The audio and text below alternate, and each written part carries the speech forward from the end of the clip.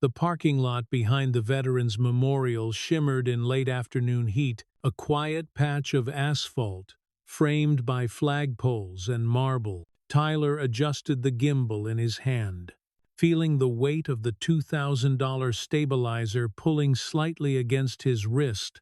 The lens gleamed like a small sun. He could see his reflection in it and liked what he saw. Clean jawline, mirrored glasses, a shirt that showed just enough ink to look dangerous without scaring sponsors. His phone, a $1,500 slab of glass, pulsed with notifications. Every vibration was a promise of views, of relevance, of money. He grinned and whispered to his crew, two friends with cameras of their own. The microphones were live. The sky was perfect. He could already taste the next 10,000 clicks an hour. The old man came slowly into the shot, keys rattling like coins. The tag on his rearview mirror rocked back and forth in the warm air, blue with the white wheelchair icon. He was thin, his shoulders sloped, the kind of man who looked smaller than his shadow. Walter Chen did not see the cameras at first. His shoulders sloped. He lifted the placard gently, as though reason itself might still work. His voice was careful, almost apologetics. "Excuse me, sons. Could you move your cars? I have a permit to park here." The boys laughed. The sound scraped against the marble walls and came back distorted. Tyler raised his camera higher. "We're filming," he said, as if that explained everything. The gimbal hummed, correcting its horizon. Through the viewfinder, the scene looked cinematic. Blue paint under his sneakers, sunlight glancing off chrome. An old man framed perfectly in misery. "Please," Walter said, "I just need a moment." His hands shook. The sound of his keys clinking was delicate, human. It annoyed Tyler. He looked around. The lot was empty. A delivery truck sat idling far away. Driverless. No witnesses. Only heat, gasoline, and silence. If it didn't happen on the internet, it didn't happen at all. This was his private stage. He took a breath of exhaust and felt alive. He stepped forward, still talking to the camera. "What's wrong?" "Grandpa, camera making you nervous." The man looked at him, bewildered.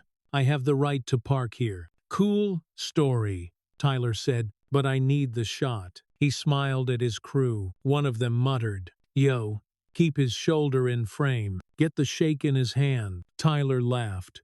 He felt like a director controlling a perfectly trained actor. The hearing aid behind the man's ear gleamed in the sunlight, a pale comma of plastic. Tyler's mind flashed with opportunity. He moved closer until the old man's reflection filled his glasses. "Should have minded your business." "Old man," he said. "Get the shake in his hand." The slap echoed sharp and flat. He said, "Should have minded your business." The slap echoed sharp and flat. It rolled once, twice, toward Tyler's shoe, and his palm snapped across the wrinkled cheek. The old man reached for it. He bent, picked up the tiny piece of plastic. Twice, the hearing aid popped loose and hit the ground. He said to his audience, "They say he's got PTSD, but I think he just pretends not to hear." He turned to his friends and laughed, then flung the hearing aid toward the fence. It clattered against the metal posts, a faint clink-clink skitter that vanished into distance. Walter froze. For a second he looked more confused than afraid.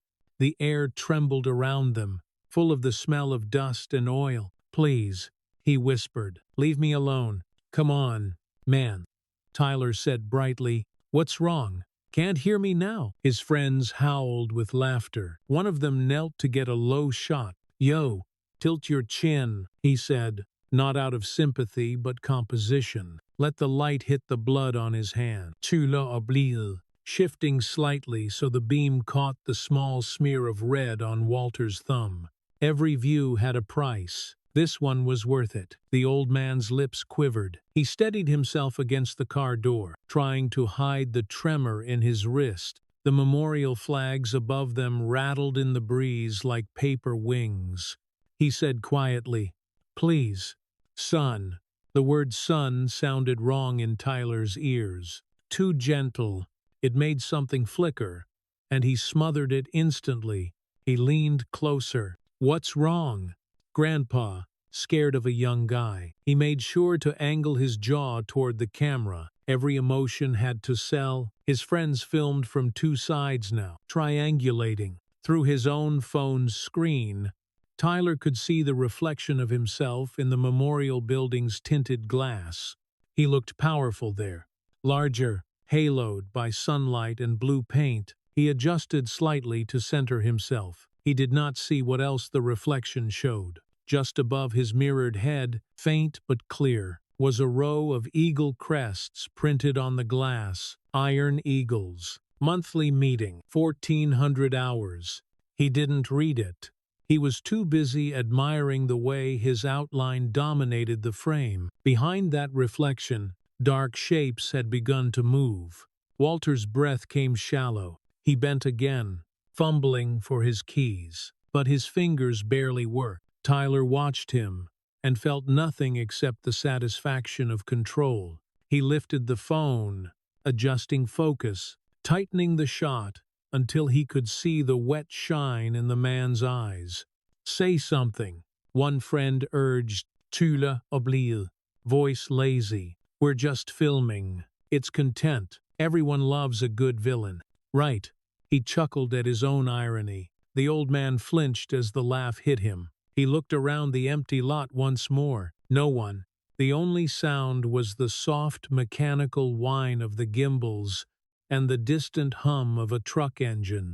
He seemed smaller now, swallowed by the space meant to honor sacrifice. The air smelled of burnt rubber and loneliness. Tyler's crew kept shooting, faces lit by their screens. "Probably tells everyone he fought in the war," one friend said. "Probably just pushed papers." "Tu l'as grenade." The words worked. He could already imagine the caption. He raised his hand again, letting the gesture hang in the air. A cliff he planned to push the old man from. The camera trembled slightly as the stabilizer compensated. He breathed in the mixed scent of sweat and gasoline. His pulse matched the vibrations in his palm. He thought about the phone, the gimbal, the ad revenue. Every strike was a transaction. He was about to speak again when his hearing caught something odd. A deep, steady rhythm under the quiet. Not a car engine, not wind. A series of heavy thuds, boots on concrete. He frowned, half turning his head, but decided it must be echo from traffic or maybe his imagination. The old man's eyes flicked past him toward the sound, but Tyler ignored it, but decided it must be echo from traffic or maybe his imagination. Making sure the focus held, the dark glass still mirrored him perfectly, hiding whatever moved behind it. "One more," a friend said. "Make it count." Tyler smiled. A practiced curl of lip. "This one's for the algorithm," he murmured. He reached down, gripping the old man's wrist lightly, forcing his head up to the light. "Look at me when I talk to you," he said.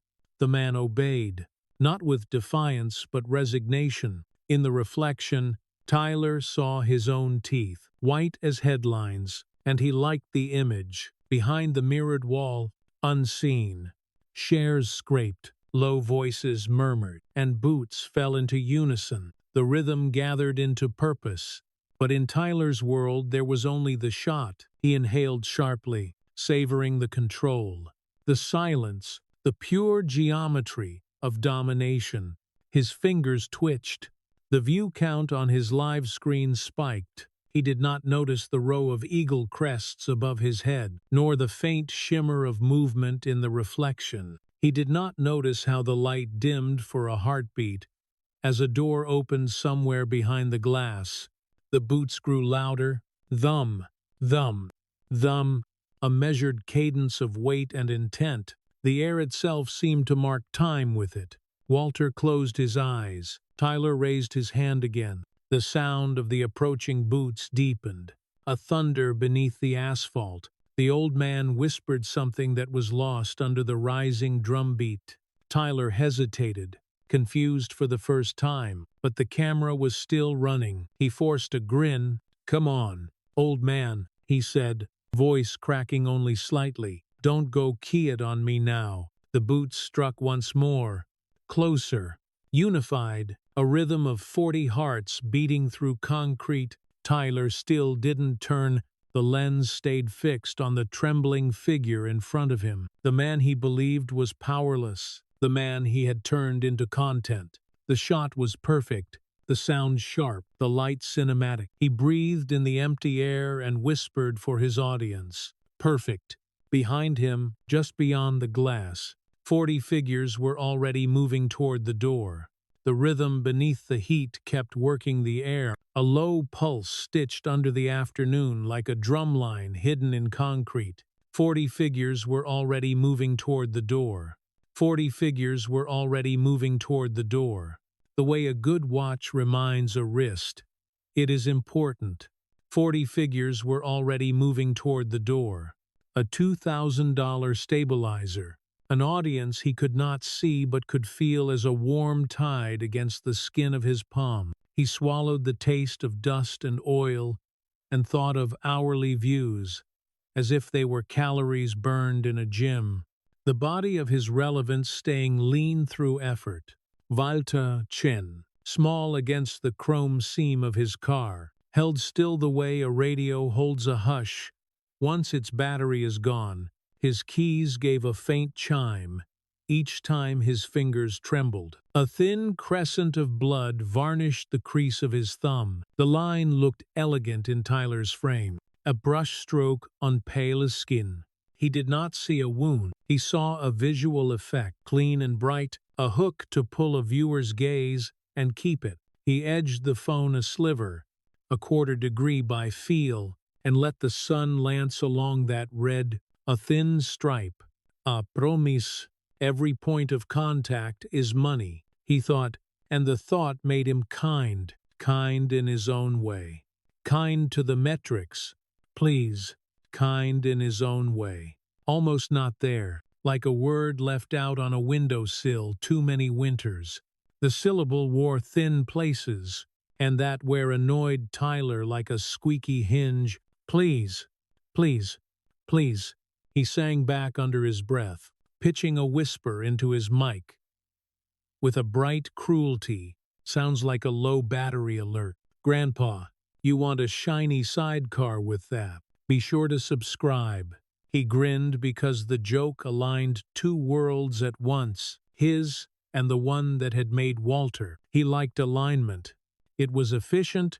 The lot carried on being empty. Far off, a driverless truck idled with the patience of a dog left by a back door. Flags clattered overhead with a restless paper sound. The memorial's glass wall returned Tyler to himself, taller and cleaner than the air could manage. He lifted his chin and adjusted his hair with a practiced ruffle. King, he thought, lazy and private. And the reflection agreed. Right behind his reflected shoulder, lazy and private, a row of eagle crests floated pale in the tint. Right behind his reflected shoulder, letters marched in an orderly grid, just high enough to sit like a crown he could not feel. A row of eagle crests floated pale in the tint. Afternoon hour, under the line, an extra promise. Coffee before the ride. Head count final. None of it stayed with him because the glass made a better mirror than bulletin board. He slicked a palm across his hair, and the glass obeyed, giving him the same king again. Only the glass did not return him completely. Over that kingly shoulder, a face had collected out of the dark room beyond. Square at the jaw, eyes door shut and direct. It did not blink. It did not smile. It watched Tyler the way a lens watches. Eyes door shut and direct, square at the jaw, a trick of angle, a ghost. The way glass ghosts, when it wants to be important. He did not register that he was being watched by an audience that did not comment and did not like and did not share, an audience that could end a story instead of feed it. Say the line. His friend breathed near his ear. The one they like. Tyler rolled his shoulders. Easy, and made the line a gift to the mic. Should have minded your business. Old man. He did not push the words. He laid them down like cards he knew were already winning. He watched them land again in Walter's face. The flinch was smaller this time, a ripple rather than a wave. The mouth tried to hold a shape, and then failed. The flinch was smaller this time, a human element turned into a compositional asset. Dominance is geometry, he told himself. On his screen, Tyler let that failure sit in the bottom right quadrant. The drum in the concrete counted time.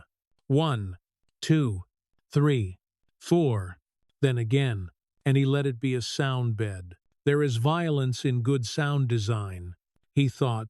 He kept his breath shallow so the gimbal would not fight his chest.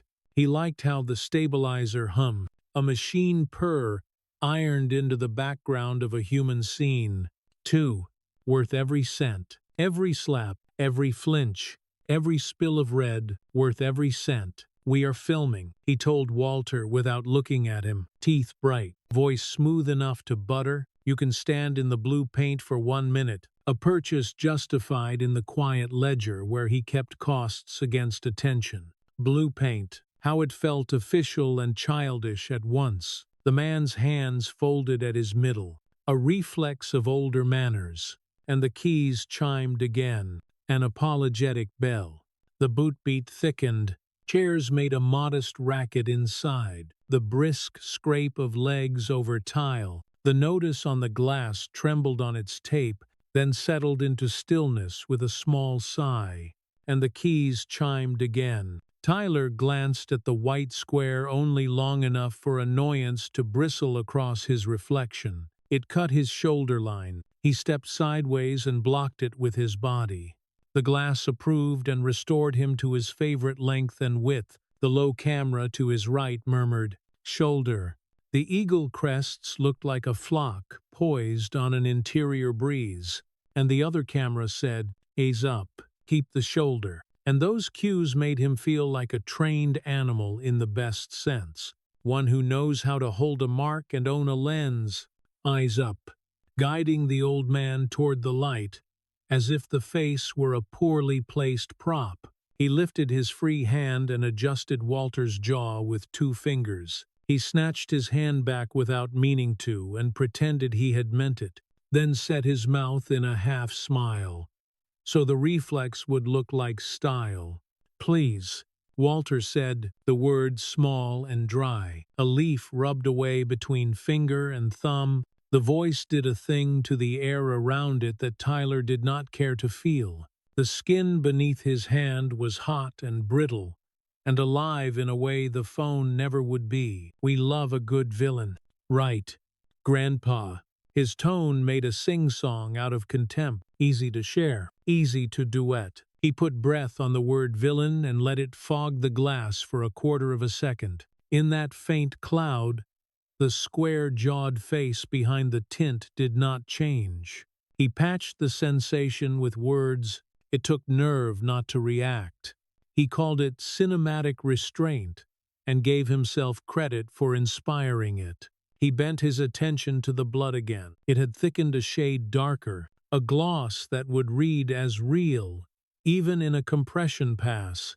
He angled the phone a fraction until the light dashed along it like a blade. 15%, he thought, with a private click of arithmetic pleasure, a bump to the thumbnail click rate.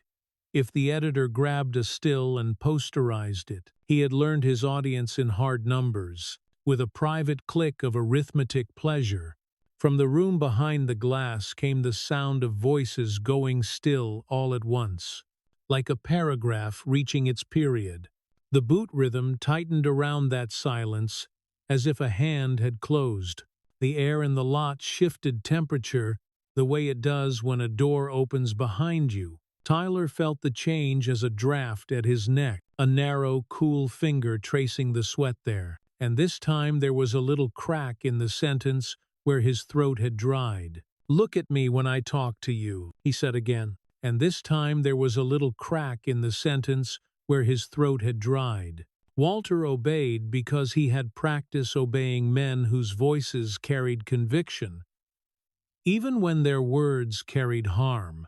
The old man's gaze lifted past the phone and landed on Tyler's mouth. The color had gone out of Walter's cheeks and left a chalky white that the camera registered as honest. The reflection surrendered a sliver of truth. A line of bodies had arranged itself behind the tint, shoulders in flat planes, patches and cloth meeting the glass with patient gravity. Shoulders in flat planes.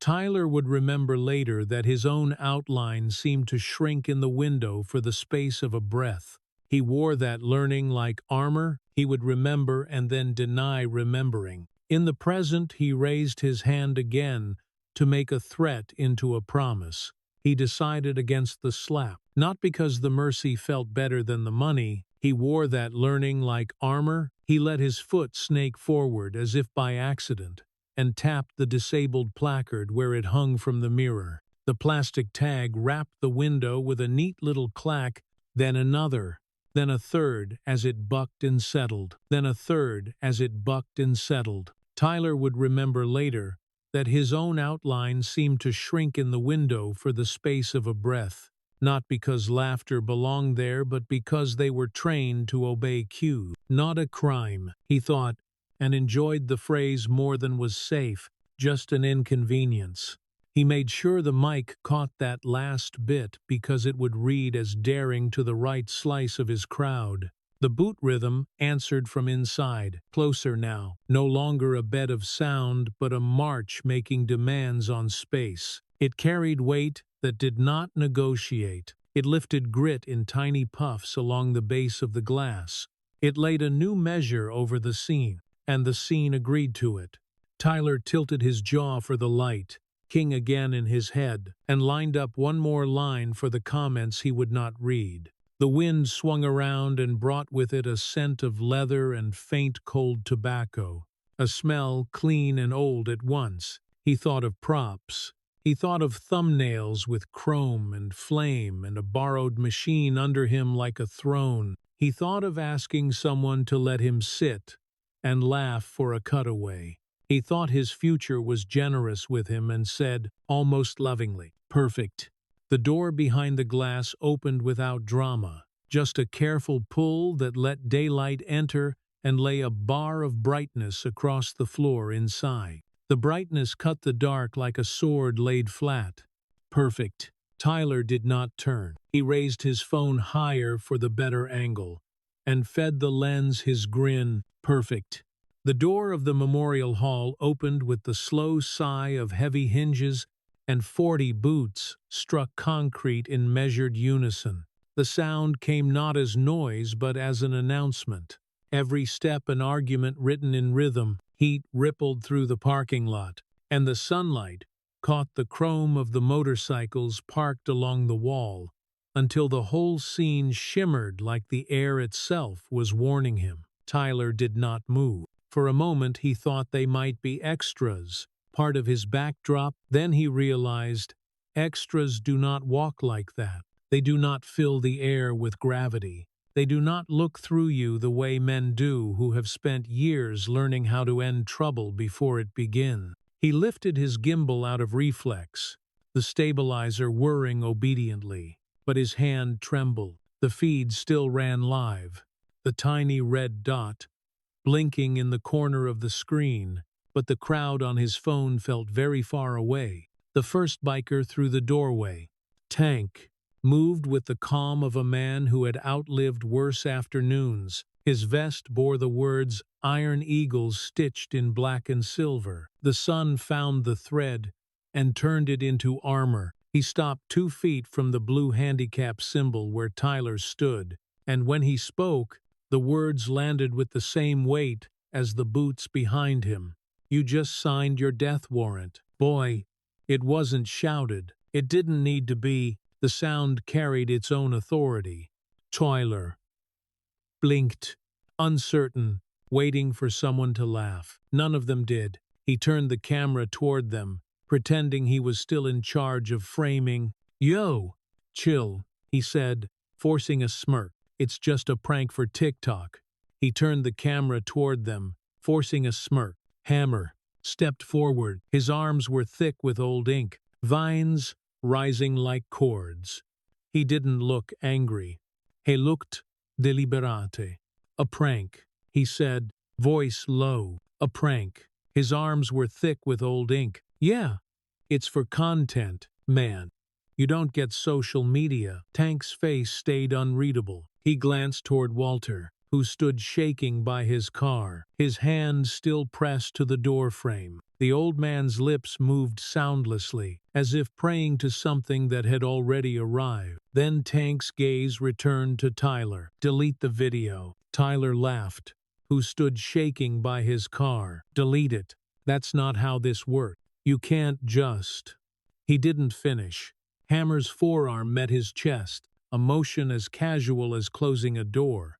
It wasn't a punch, it was weight, pure, unarguable weight, a motion as casual as closing a door. Tyler didn't feel pain at first.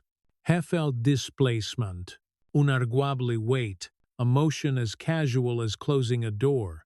Pure, pure, like a parked truck had decided to move, and he happened to be in its path. He felt displacement, no air, pure, like a parked truck had decided to move, and he happened to be in its path. No air, no air, glass spidering into a frozen web of cracks. The camera feed died in a burst of static, like a parked truck had decided to move, and he happened to be in its path, staring up at the sky. Glass spidering into a frozen web of cracks, like a parked truck had decided to move, and he happened to be in its path. Glass spidering into a frozen web of cracks. He rolled onto an elbow, pure. His two friends had gone silent, their lenses lowering slowly. One of them whispered, "Bro," but the word never reached the bikers. "My camera." Tyler gasped. Pure. Their lenses lowering slowly. Tyler gasped. Then at him, "Now it's trash." Their lenses lowering slowly. The pressure was precise, deliberate. Their lenses lowering slowly. "My camera." A breaking spine of glass and metal. Tank bent. Deliberate.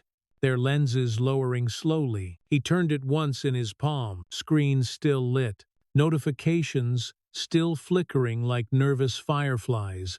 He turned it once in his palm. The boot came down not just on the lens but on the logo of the brand that had sponsored Tyler's last campaign. "You're going to need it to watch your career end." Notifications still flickering like nervous fireflies. Tyler took it with shaking fingers. The phone vibrated once, an echo of his dying live stream. To watch your career end, Tyler took it with shaking fingers. The world he had built through glass was still running somewhere, but it no longer belonged to him. "I'll call the cops," he managed, voice brittle. "You can't touch me." Tank's eyes didn't change. "Go ahead.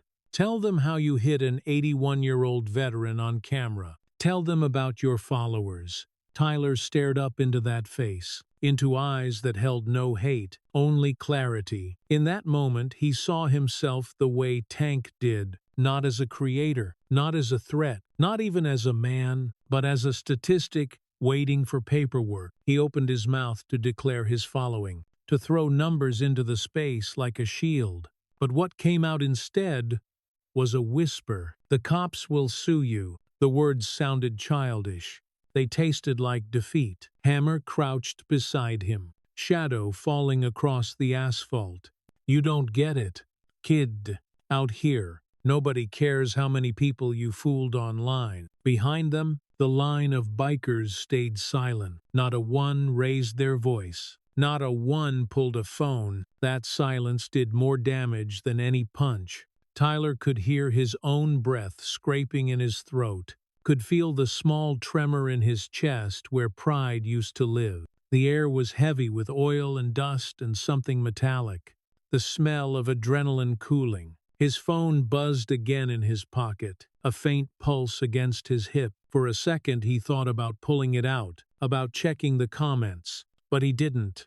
He already knew. No one would be laughing. No one would type his name. The feed had gone quiet. The world had muted him. Tank stepped closer. "You like filming people who can't fight back?" Tuller didn't answer. "Here's what's going to happen." Tank's tone stayed level, almost polite. "You're going to delete that video. Not just that one. All of them. Every clip where you humiliated someone for clicks." Tyler shook his head weakly. "That's half my content." "Then start deleting," Tank said. "That's half my content." The biker with sharp eyes held up his own phone. "We know your handle." Tyler Brooks held up his own phone. "We know your handle." Tank leaned down so their eyes met. "You'll make one more video after that," he said. "One clip. A real apology. No filters. No edits. No jokes. You say exactly what you did and why it was wrong. You look into the lens until you mean it.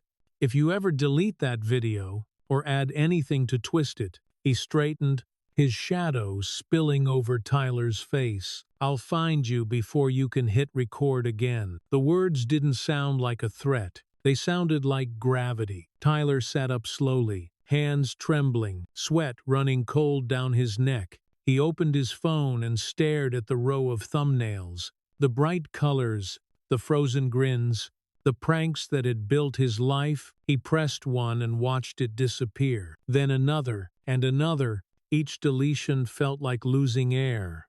Walter, still standing by the car, watched him without satisfaction. The old man's eyes were wet but steady. Tank said quietly, "Respect isn't content." The boot beats began again, not toward Tyler but away from him, retreating in perfect rhythm, leaving him small on the ground beside the wreckage of his gear.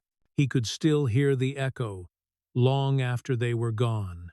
It sounded less like marching and more like the heartbeat of a world that had finally stopped watching. He'd held the parking lot in a steady grip, while the line of bikers stayed where they were, a wall of leather and patience in the open glare. Tyler remained on the asphalt where Hammer had put him, braced on one palm, phone hot in the other. The carcass of his main rig lay a few feet away, glass veined white like frost under sun. His chest felt hollow, where the breath had gone out and not quite come back.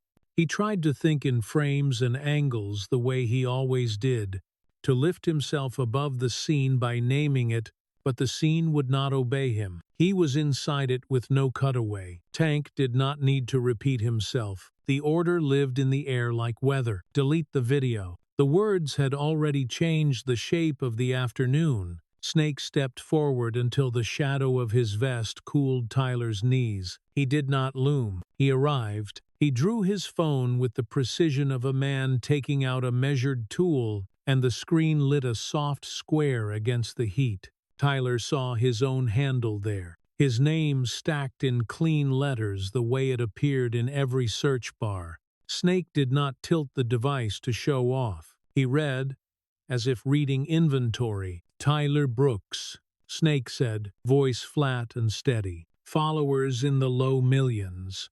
Known for escalating prank content." He scrolled with a slow thumb, thumbnails parading by in bright rectangles. The old life, reduced to a grid, pushing a homeless man toward traffic. He tapped without sound. Captions Tyler had written, crawled like smug graffiti under images of panic and relief.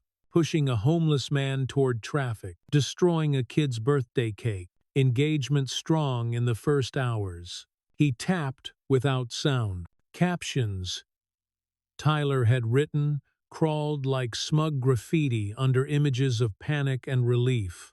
Engagement near 7%. Time spent by our team cross-referencing this with a local police log. 3 hours and 42 minutes. He lifted his eyes a fraction. The cost exceeded your profit. The words fell like receipts to a counter. Tuller swallowed. The air tasted like oil and coin metal. He looked down into his own phone at the neat rows of his work. Once they had looked like medals. Now they looked like tags on evidence bags. He raised his thumb and froze. Not yet. He needed a second that had already passed. Walter stood at his car door, both hands steady by decision. The tremor he had tried to hide had been pressed flat by will. He watched, not as a judge and not as a victim, but as a man who recognized a road that would be walked whether anyone liked it or not. Tyler dragged in a breath. The phone slid in his sweaty grip, and he clenched it harder. His knuckles blanched clean as bone. It felt like strangling a small, stubborn animal. His thumb found the trash icon, that little door to oblivion. He pressed, and the prompt rose like a bell. "Are you sure?" He pressed, "Yes." Something loosened in his shoulders, and something tore in his gut at the same time. He saw not a thumbnail vanishing, but money stepping out the back of his life. This is the rent, he thought. This is the car payment. This is the sponsor tasting a sourness in their mouth and spitting my name into a boardroom trash can. He pressed yes again. Under his braced hand the asphalt burned. He shifted his palm for relief and felt tacky grit meet skin. When he lifted his hand to adjust his grip, a red smear traced his palm. Walter's blood had printed him. The sight cut deeper than the heat. He wiped his hand on his jeans as if he could rub off the proof that pain did not belong only to other people. The stain darkened and stayed. Snake kept reading with that cold accountant patience. Scare pranks in grocery aisles. Fake evictions. A compilation stitched to loop humiliation 3 times before the viewer could blink. He did not inflect, did not push. He totaled. Tyler felt each line as a tap on a bruise he could not hide. Walter's gaze moved from the bikers to the memorial wall and back to Tyler, settling as if aligning sights. When he spoke, his voice did not shake. It sounded worn smooth by years of use. A tool kept sharp. Tyler felt each line as a tap on a bruise he could not hide. A tool kept sharp. Corporal Tyler Patterson. He was 22 when he threw himself on a grenade. The name struck Tyler in the chest, as if the vowel had been a point, and the consonants the edge. He felt a pressure rise up behind his breastbone, as if someone were scratching letters into it from the inside. He rubbed his sternum without meaning to, and hated himself for the gesture. The contrast hurt worse than hammer's weight. He wanted to say, "I will change my name," as if a rebrand could rescue a spine. He could not make the words form. The name felt like a curse and a promise both, and neither would move. Snake scrolled to a frame. Tyler could still smell frosting and helium and the chemical cheer of confetti. "You smashed a child's cake and laugh," Snake said, "and let the still live under the light." He added figures quietly. Shares peaked just after the first hour. Sponsorship inquiries increased for 2 weeks. He did not look up when he said the next line. Time Walter spent remembering the face of the friend who died to let him live. Décades. Razor shifted. The movement not aggressive so much as protective, like a man moving between a flame and the thing it is starting to char. Hammer towed Tyler's wrecked gimbal once. A sliver of glass broke loose and caught the sun before it died in the grit. Tank watched the whole moment with the concentration of a man doing a necessary but ugly task. The way you fix a broken fence after a storm, and know you will need to do it again someday. Tyler pressed delete on another clip. Yes. Then another. Yes. His phone buzzed in his hand. Tyler pressed delete on another clip. Then another, and for the first time, it felt like a fist to the ribs. That phantom applause that had been his oxygen, it did not matter. Somewhere the live audience had either gone silent or turned. In the corner of his eye, a notification tried for his attention and failed. Each yes took a little coin from his tongue and left something bitter behind. He thought of a garage and a car he could not afford to pose with anymore. He pressed yes again, and the next tile evaporated. He thought of a lease company with a clause and a hook. Walter lifted a hand as if to check for the hearing aid that was not there. The emptiness of that reach snagged the last of Tyler's denial, and pulled. He felt his mouth tremble. The room that mattered was here. Yes, yes, yes. Snake paused on an older video. Yes. Snake did not show the moving image, only the still, the same way a prosecutor lays a photograph on a table and lets the silence do the math. Tyler looked from the still to Walter's actual hand, where it rested on the car door. The thin skin shone. The veins wrote their blue lines. They were not content, they were alive. Tank stepped closer. The leather smell was clean and old. The weight of him was a shade in heat, not a threat. Delete the video, he said again, but now the command carried a second column. And the others, the ones where you turned harm into a game. Tyler found his friends in the edge of his vision. One stared at the ground as if it could tell him where to stand. The other held his own phone like a cold fish. No one tried to stop him and no one tried to help. That was the shape of justice here. You do your part. You do not look away. He kept pressing. Yes. Delete the video. His grip tightened until the plastic creaked. You do not look away. He kept pressing. A slow fire laid along the bone. With each deletion he saw a number peel off his future. Rent. Fuel. The dream of a house with a door that shut, quiet.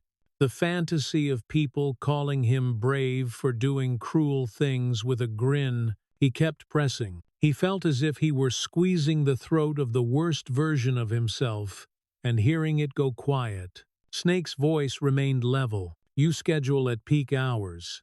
You title for outrage. You optimize for watch loops. He did not accuse. He accounted. He finished a scroll and added without heat, the world does not forget. Because you press delete, metadata, timestamps. The world does not forget. Because you press delete, mirrored caches. Evidence remains evidence. The line landed with the exact weight of a ledger, closing. Tyler stared at the last row of thumbnails. What remained were clumsy dances and self-jokes, and a single failed stunt that had made him the butt for once. The grid looked small and clean. He had never seen it that way and wanted to hate it. He did not. Walter turned from the wall and faced him squarely. Son, he said, and the word did not diminish Tyler this time. I have been hit by professionals who intended to end me. Your slap is not the hurt. The hurt is you being proud of it. The sentence stood on its own legs and did not need a second. Tyler's throat tried to make a defense and found none that would stand. He looked at Walter's eyes and then down at his own palm where the dark smear of another man's blood had dried into the lines. He did not wipe again. He pressed delete on a compilation of tripping strangers and leaving them confused on the ground. He pressed delete on a clip of shouting into a woman's headphones and filming her fear. He pressed until the tiles were nearly gone. When he finished the last, his thumb hovered above the white of the screen, trembling. A faint wind sang along the flag halyards. From beyond the hedge, a horn called once and was answered once, and then the road went quiet again, as if the day had decided to hold still a moment longer. Snake locked his phone and slid it away. His thumb hovered above the white of the screen. I do not need your clips, he said. I have the records. I have the times, the mirrors, the logs. You erased content. You did not erase proof. He shut his phone with a small click that sounded like a seal. Razor uncrossed his arms. Hammer's hands opened and closed, as if releasing weight he had been ready to carry. Tank's gaze did not soften and did not harden. It stayed the same, and somehow that steadiness felt like mercy. Razor uncrossed his arms. He felt money leaving him in coins and paper and contracts and pride. He also felt something loosen under his ribs, a band cut with one careful snip. Shame rose up and sat beside relief like two strangers forced to share a bench. He did not push either away. Tank said a single word. Next. In that word lived the shape of what came. The lens turned around. One take, no filter. Stay until meaning replaced performance. Tyler did not argue. He pushed his good hand on the asphalt and stood. His knees wobbled. His phone was heavy. His pockets felt suddenly shallow, like they could not hold the life he had carried in them. He also felt air move in and out, without the rattle of pretending. The humiliation had cost him money and future, and a version of his face. It had also relieved him of a lie. He stepped toward Tank, not in defiance, not in plea, just forward. The performance was over. Work would have to begin. The word hung in the heat between them like a bell tone that would not fade.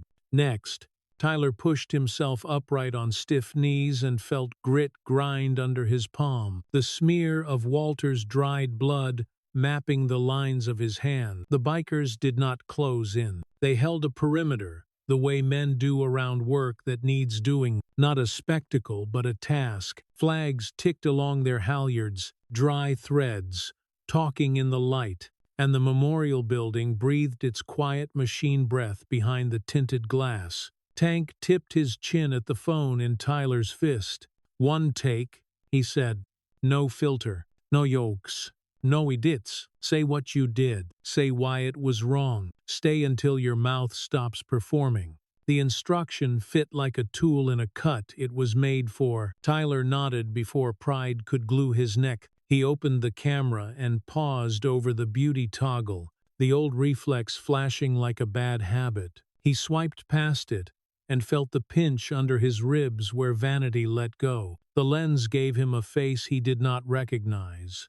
No halo, only flat daylight, a shine at the temples, lips dry, the slightest puff at the edges where fear had sat, a shine at the temples. Snake stepped nearer and angled his own screen just enough to confirm the frame. Verification, not voyeurism.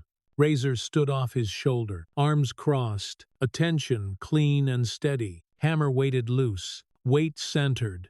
The posture of a man who could carry whatever arrived. Walter stayed by his car door, the skin behind his ear bare, a pale comma where the hearing aid should sit, the absence reading like a sentence without its last word. Tula drew a breath. It snagged high, then slid down. He started, and the first words came out in the gloss. He had trained into muscle memory, a tone that could lacquer over bruises. He heard it and stopped, disgust rising sharp as bile. Tank did not nod and did not frown. He only let out a slow breath. The kind a man releases when a hard job finally begins, not ends. Start again. The kind a man releases when a hard job finally begins. The syllables level. Tyler swallowed. Coin metal at the back of his tongue had cooled to chalk. He lifted the phone back to eyeline. The dot burned.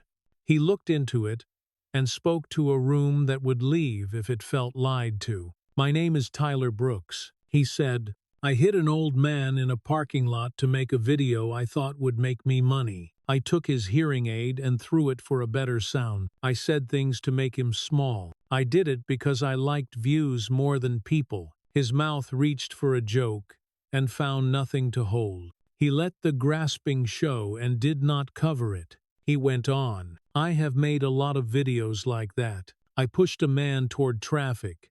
I ruined a child's cake. I scared strangers to catch their faces when fear took them. I called it content.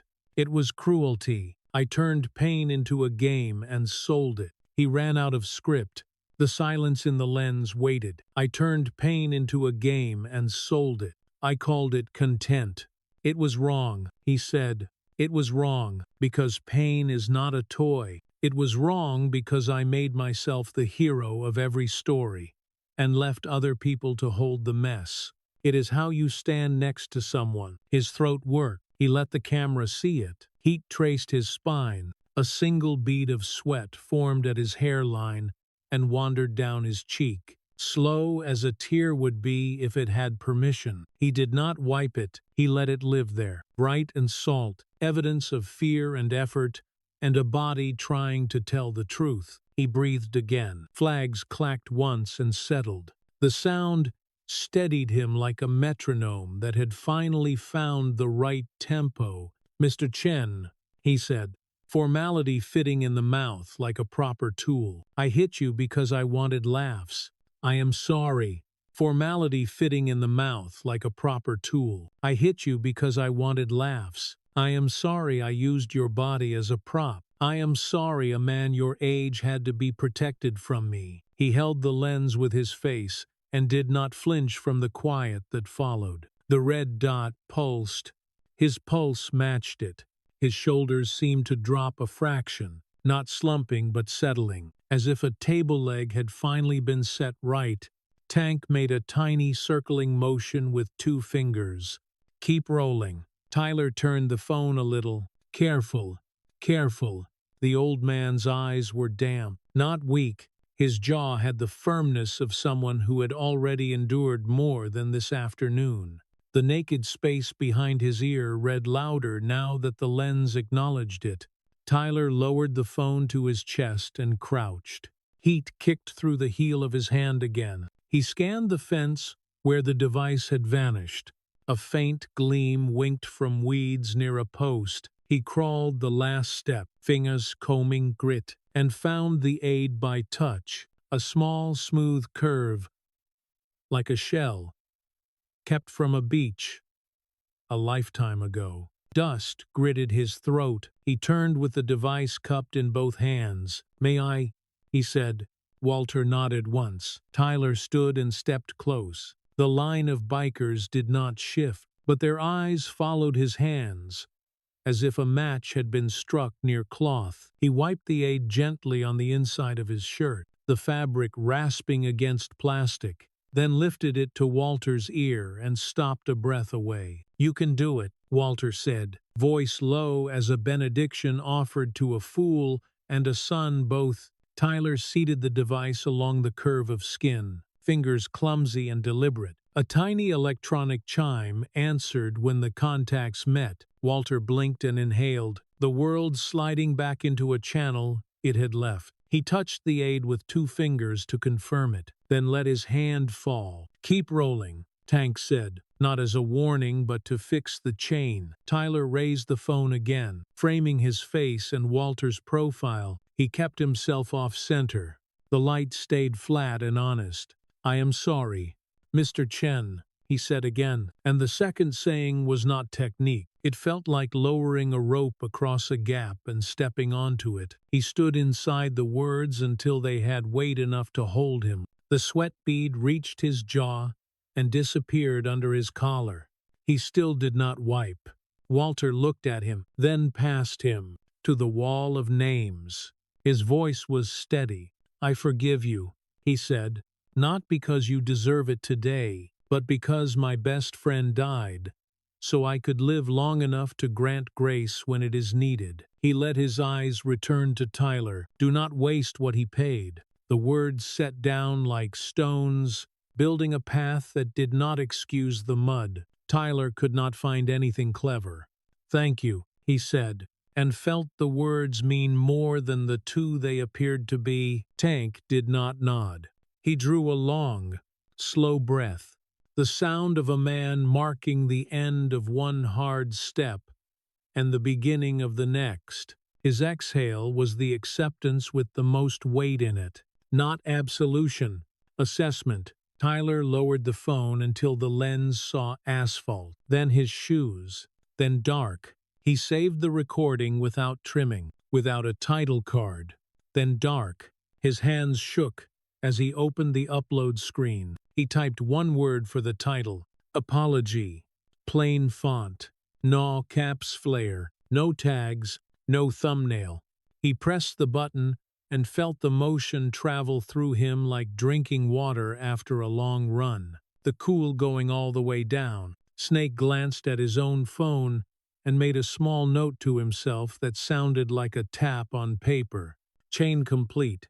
Razor moved to the ruined camera and looked at it the way you look at a tool you once respected. Broken now, but still a lesson. Hammer's fingers opened and closed once, unused strength finding its way back into stillness. Tyler opened his profile out of reflex and stopped. The grid that had once pulsed like a casino floor was a pale wall with a single square lit. One video. The apology. It looked like a lone lamp in an empty room. It could not be a success. It would have to be a promise. He stared at the square until the white around it felt like silence after a siren. He looked up. Walter stood the same height as before. No teller for having forgiven, no lighter for having granted grace. Yet Tyler felt shorter in his own skin, not diminished, only less inflated. Air moved in and out of his chest without the rattle of performance. "Thank you," he said again, this time to the man and to the room made of leather and sky and stone that had forced him to speak plain. Tank glanced at Snake, then back to Tyler. "Good," he said. "Not praise. A ledger mark.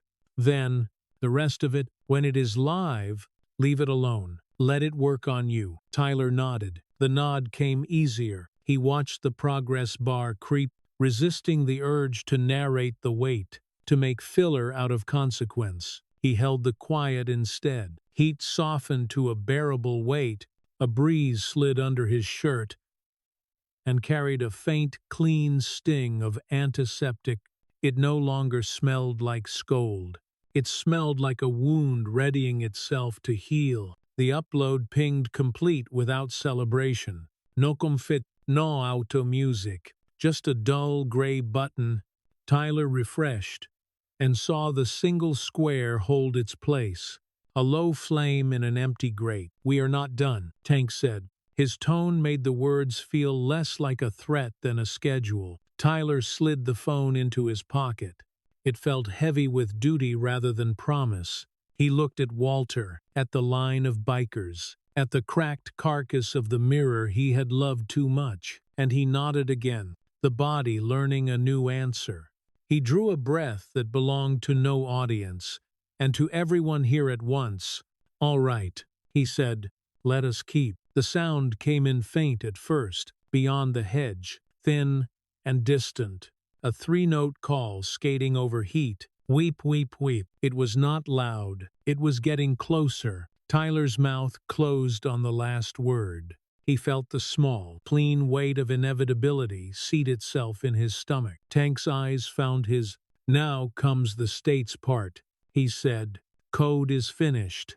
Law is not." The siren arrived as a thin wire of sound, threading the heat, rising and falling, then rising again until it found the lot and held it. Tyler felt it behind his teeth before he heard it full, a taste of metal and warning. He looked to Tank and found no surprise there, only the steadiness of a man who had set a thing in motion and was now watching the clock do what clocks do. The cruiser slipped past the hedge, lights washing the memorial stone in red and blue that did not try to perform. Tires sighed into the paint lines. The engine clicked twice and went still. Two officers stepped out. Tires sighed into the paint lines. One scanned the scene in an arc that started at Walter, moved through the leather line, and paused on the young man dusty at the knees with a phone heavy in his pocket. Tank walked a measured half-distance to meet them, voice level. "Afternoon. Assault on an elderly man in a memorial lot. Captured on camera. Victim has a disability permit. Witnesses. Chain is clean." The officer nearest Walter asked if he was injured. Walter's answer was firm. "I will be all right. My hearing aid was thrown. It has been retrieved." His hand hovered, not asking for pity, simply naming the hurt and letting it sit. The officer nodded, then faced Tyler. "Sir, stay where you are." Tyler nodded, The obedience surprised him. He had spent years treating rules as props inside a frame. The frame had turned and he was inside the rule now. At Tank's glance, Snake stepped forward with his phone held like a ledger. He spoke without emphasis. The live captured the slap and the removal of the assistive device. He has posted an apology. I have mirrored feeds, timestamps, and the meeting notice on that glass for day and hour. He scrolled to a paused frame and held the screen up. White light sat in the heat. The second officer looked from the image to the blue paint, to the taped notice, to Walter's steady profile. Facts lined up with the ease of things that were true before anyone named them. Tank produced a small, clear envelope, seal intact, label in block letters, time, place, Ravlot capture. He handed it over. The officer read the label, signed and dated the seam, and the pen's tiny click sounded like a door, locking with courtesy. Tyler watched the ritual and felt nausea and respect braid tight under his ribs. Please, no roughness, Walter said. Not a command, a request from a man who knew what words can do and what they should not. The officers inclined their heads, as if some training lived best when reminded by the person it exists to protect. The officer turned to Tyler. Stand up slowly, hands where I can see them. Tyler rose. Gravel printed his palm. His legs were hollow with the fatigue that follows after you set down a weight you did not know you were carrying. He laced his fingers over empty air. The officer recited rights in calm, worn cadence. You have the right to remain silent. If you speak, what you say can be used in court. You have the right to an attorney. If you cannot afford one, one will be appointed. Do you understand? Tyler heard every word, and understood none of them for a beat. All he heard was silence in his own head. No music bed, no comment crawl, no coaching voice. A room with the lights off, and only the sound of his breathing in it. Yes, he said at last, and it came out plain. The officer turned him gently. The cuffs were cool, precise, not cruel until the idea of them arrived. The double click landed like a small hammer in a large room. In the memorial glass he saw his reflection caught at mid-turn. No halo, no caption. A young man with his wrists gathered behind his back. Memory slid in with a sting. The day he had filmed a brand spot about freedom and power. The way he had lifted his chin and sold a version of himself like a product that would never fail. Now he was only a defective item set aside. The sponsor shirt on his body felt like a uniform someone else had chosen for him. His phone buzzed in his pocket. Not random buzz, but 3 distinct thuds he knew by pattern. Energy drink brand, dealership, platform. He did not need to look to read the words written between those vibrations. Cancel, terminate, legal action, money falling without the courtesy of a receipt. He did not reach for the phone. He did not ask to. Messages would be coming fast. Subject lines with cheerful names and hard decisions. Clauses he had skimmed, now standing in full. A lease return. A platform review. A sponsor refusing association. The world he had rented was boxing up his presence with brisk hands. Tank stepped close enough for words to travel without being shared. Law is next, he said. Tank stepped close enough for words to travel without being shared. We cannot keep a judge soft. The legal system does not forgive the way Walter does. It weighs, it stamps, it moves. The officer guided Tyler toward the cruiser. Boot leather creaked. Heat rose in a dry wave. Snake walked beside long enough to point once. A neat arc drawn in the air where the hearing aid had flown. The path across the blue paint, the angle of the thrown device relative to the fence, a map for a file. Then he stepped back into the line and became quiet. As they neared the open door, the lot made a sound. Tyler knew too well. The path across the blue paint, In his pocket, the phone added a calendar thud, a meeting reminder for a collaboration that would never happen. For a heartbeat, he almost smiled at the absurdity of errands keeping time, while the person meant to do them was being removed from the hour. The officer opened the rear door, and the cruiser's interior breathed warm vinyl, and the faint human blend every car like this carries. Before he ducked in, Tyler looked back. The line of leather and patches held steady. He found Walter's eyes and offered a nod without brand or plea. The old man returned it, then let his gaze go to the wall again, as if saluting a name that lived there and had watched all of this with a patience beyond any man present. Tank added one more sentence. Not for drama, for record. You posted the apology. Leave it up. Let it burn what it needs to burn. His tone made the words a schedule, not a threat. Tu le sais. The door closed with a thick, dull thump that carried no echo, not an ending, a breaker tripping. Power cut to an entire room in him. The siren stayed off.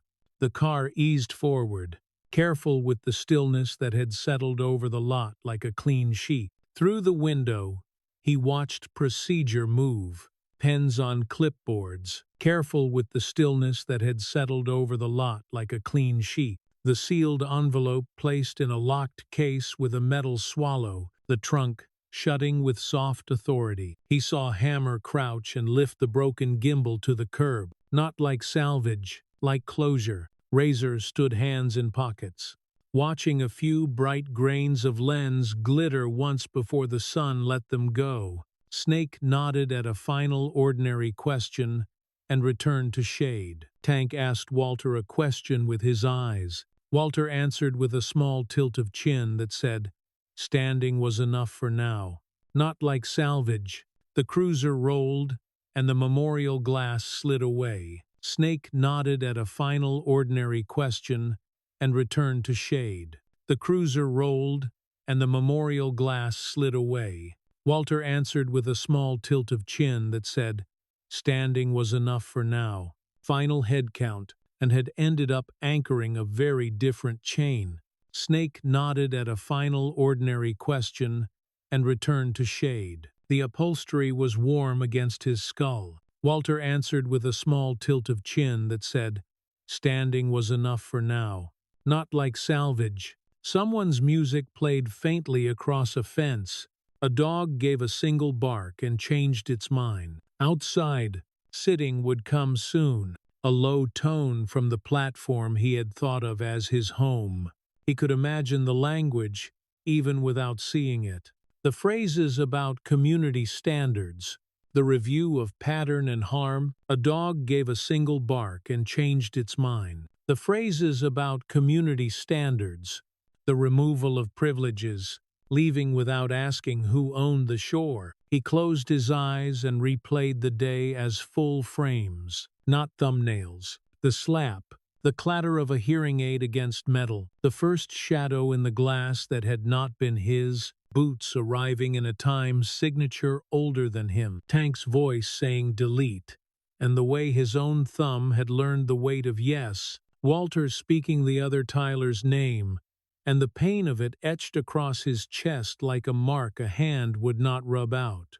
The tiny chime when the aide seated home, a bead of sweat wandering down his face with no filter to clean it. He opened his eyes. In the lines of his wrist, a dull red trace remained, where Walter's blood had dried before he wiped and missed a line. He held his hands an inch apart so the cuffs would sit without bite. His body registered thirst, a tired ache along the spine, the strange lightness that arrives when a lie is finally set down. The cruiser turned at the corner. Beyond the hedge, the world widened. Tyler watched the road narrow to a point and open again. He thought of the apology burning alone on his profile like a lamp in an empty room. He was not counting views. He was counting truths.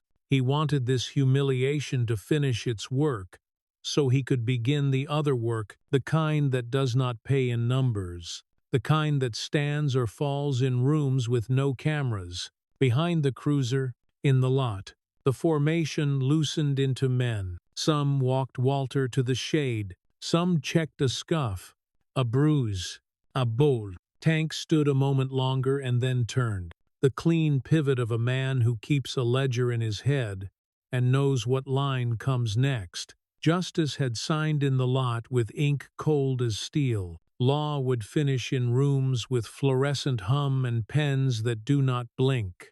The car breathed a little faster and settled.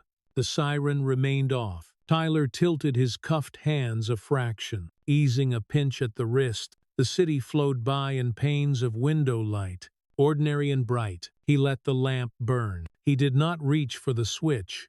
Fluorescent milk light hummed above him, the kind that spoils every color and makes skin look like unfinished plaster. The booking room had finished with him and left its residue in thin tasks, a card of prints, a photo that still burned at the back of his eyes, a stack of copies that felt heavier than paper should. Now the hallway outside the release desk held him, and the air carried disinfectant and damp cardboard.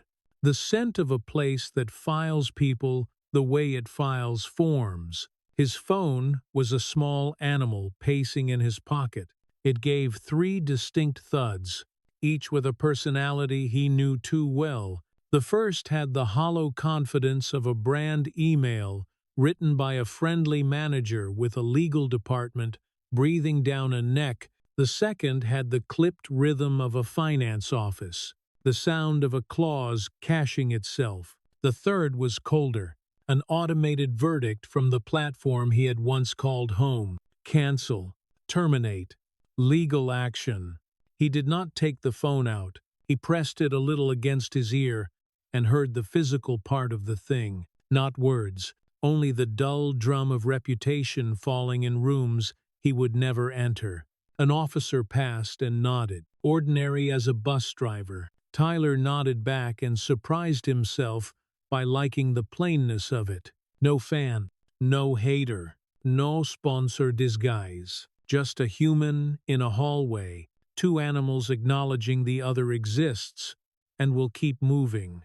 When the door opened to the street, night came on like warm water. The city made small sound, a sprinkler ticking, a bin lid clapping, a far motorcycle coughing awake. Across the block, a flatbed sighed as it backed toward a low car glinting under a sodium lamp. He did not intend to walk that way. His feet did it for him, drawn by the noise of ratchets, doing the simple work of closing a loop. Under the yellow light stood a machine that had been one of his best co-stars. The paint caught the lamp and held it the way a ring holds fire. He saw it as he had used it in 100 clips. A glossy argument for speed. The paint caught the lamp and held it the way a ring holds fire. He remembered the ad reads, the way he had thrown his grin at a camera and sold an idea of himself as a man who never waited at lights unless he wanted to. Tonight the car moved an inch at a time up the steel throat of the truck, nose high, tethered, obedient as a tired horse. Straps slid over its shoulders. Ratchets barked. The deck tilted, then settled. The operator checked corners with bored care and wrote a signature on a form that did not know it was also signing off on the end of a version of a man. He felt his face go hot and looked away. He could not watch the last flourish, the lock pin dropping into its hole with a decisive clink. He had cut 100 endings in his life. This one cut itself, and it did not need his eye. He turned his back and stared at the blank window of a closed storefront. In the glass, he did not see the king he had loved, or the frantic animal he had feared becoming. He saw a shape without shine, a young man whose shoulders had let go of a pose. In the glass, he did not see the king he had loved, or the frantic animal he had feared becoming. The reflection did not look brave or afraid. It looked empty in an honest way, the way a room looks after the party has been cleaned. The reflection did not look brave or afraid. His phone thudded again, softer now, like the tail of rain on a tin roof. He did not open it. He let the vibration crawl through his skin and name itself. A sponsor leaving, a dealership invoking a clause, a platform closing a door, a stranger hurling a short, bright insult with a confidence only distance can give. He felt the crowd he had built, leaning forward with the thrill of a fall, and then leaning back with the boredom that follows it. The thuds stacked up like footsteps going down a stairwell into a basement that had no lights. He let the vibration crawl through his skin and name itself. The profile, open to the pale grid of the past, cleaned away. He felt the crowd he had built, leaning forward with the thrill of a fall, and then leaning back with the boredom that follows it. He let the vibration crawl through his skin and name itself. It looked like a candle kept in a windless church. Small, stubborn, absolutely not festive. He did not tap it. He did not check numbers. The clip was not a rescue. It was proof, and it would have to keep burning until the room it was in warmed enough to show what else could live there. His thumb hovered, useless, then fell to his thigh. He let the screen dim. The phone kept the possibility of sound like a throat that had been yelling for years and was finally hoarse. He put it back in his pocket and felt that earlier animal settle, not tame, only tired. He put it back in his pocket and felt that earlier animal settle, not tame. A cat slipped between two trash cans and became darkness. A bus sighed to a stop and then sighed again. As no one boarded, he reached the corner, and the smell of cut grass met the stale sweetness of summer trash. He breathed both like a man drinking what the room offers. He pressed his palms together and felt the stiff echo of the cuffs that had sat there earlier. In the lines of his right hand, "Fight now." A shadow of dried blood still marked the places where Walter had touched his life without touching him. He angled his hand under the streetlight. The trace looked like a scar someone had drawn in pencil, a reminder easy to miss unless you were searching for it. He was searching. He had nothing else to do. Memory leaned in, not like a clip but like a body standing at his shoulder, the hearing aid chiming back to life. The way Walter had said the other Tyler's name and placed it gently into the air between them, a stone on a grave, a weight that belonged. The small relief in Tank's breath after the apology had landed, not mercy, only the sound a man makes when a hard part of the job is complete. Respect is not content. He had heard the sentence from another mouth. Now it threaded itself into the sinew under his skin. A pair of teenagers coasted by on bicycles, their tires whispering over paint. Now it threaded itself into the sinew under his skin. A pair of teenagers coasted by on bicycles, their tires whispering over paint. He had heard the sentence from another mouth, the one that wanted to turn any gaze into a show. One looked at him with quick curiosity. He did not owe himself one either. He drifted back toward the station without thinking, drawn by the low brick wall that had become a temporary home for his knees. He sat and rested his forearms across them, folding himself into a shape workmen take at lunchtime. The lobby lights threw a dull square across the sidewalk. Inside, an officer filled a log with patient loops, and a clerk sipped from a paper cup without looking up. He liked that these people did not care for his history or his handle. He liked that he could exist as a line on a form and nothing else for a minute. His phone tapped once more. The sound was no longer a language. It was weather. He imagined his apology playing on a stranger's screen somewhere, maybe in a quiet kitchen, maybe on a train, maybe in a room where someone was washing dishes, and only half listening until a single sentence caught and would not let go. He imagined it playing for people who hated him, and for people who did not care, and for people who would never think of him again after the red light turned green. He did not imagine it saving him. He imagined it doing its small, hot work, a contre against damp, stubborn, unglamorous, necessary, He stood because the body does that when the bench stops helping. The tow truck had turned the corner. The street lamp threw an unbothered circle on bare pavement. He stood because the body does that when the bench stops helping, and for the first time since he had taught himself to chase luminous numbers across sleepless nights, he did not try to turn emptiness into a trick. He let it be what it was. He took a step. No intro music. No shouted hook. No friend calling out camera directions from the curb. He took another. He did not search for a flattering angle or wait for the crosswalk to count down in a way that would make a good beat. He felt the pull of gravity tug his shoes into the paint and registered that as the only approval he needed. The pavement held him because it held everyone. The air moved because that is what air does. He walked because forward is what the world asks of bodies that still work. At the next block, glass windows carried his shape again. He looked and saw not a villain to sell or a hero to fake. He saw a person between versions, a shell with room inside it, a man who could choose to stay empty or start carrying something that might finally weigh enough to matter. The reflection did not argue. It simply traveled beside him for a pain and then let him go. Behind him, somewhere deep in a loading bay, the tow truck's chain clanked a last time and fell quiet.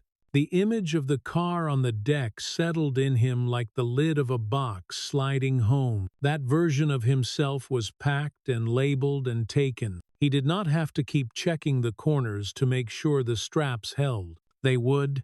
That was their nature. He put his hands in his pockets and found only lint and a receipt that had lost its ink. He smiled, not happy, just human. The night opened ahead as a plain hallway lit by cheap bulbs. He walked into it without a line prepared. He put his hands in his pockets and found only lint and a receipt that had lost its ink, without a destination clean enough to sell. He felt lighter where lies had sat, heavier where consequence had taken its seat. Between those two weights, balance began. He kept going. Morning in the courthouse tasted like toner and dust. Fluorescent light flattened every face into the same thin wafer. A bailiff's radio crackled once, then thought better of speaking. Tyler stood just inside the doorway of arraignment, wrists free but tingling, as if metal still circled the bones. His shirt held the faint, clean sting of antiseptic from the station, last night haunting cotton. Benches creaked. On the left, veterans sat shoulder to shoulder, jackets soft with years, patch-keyed but bright. On the right, two reporters murmured into their phones, voices wrapped in cloth, holding words back the way you cup a flame. At the front, the bench rose in polished wood, a clock above it ticking like a metronome that had never learned mercy. At the front, Tyler's name dropped into the current like a coin on a counter. He stepped forward with his public defender, shoes whispering over tile, air cooled in front of the bench, the room's breath drawing in and pausing there. The judge looked over reading glasses and found him without hunting. The voice that followed was professional rather than personal, a tool used daily and kept in order. Charges read clean: assault, elder abuse.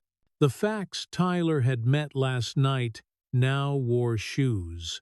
Precise and institutional, the court acknowledged the apology video posted yesterday.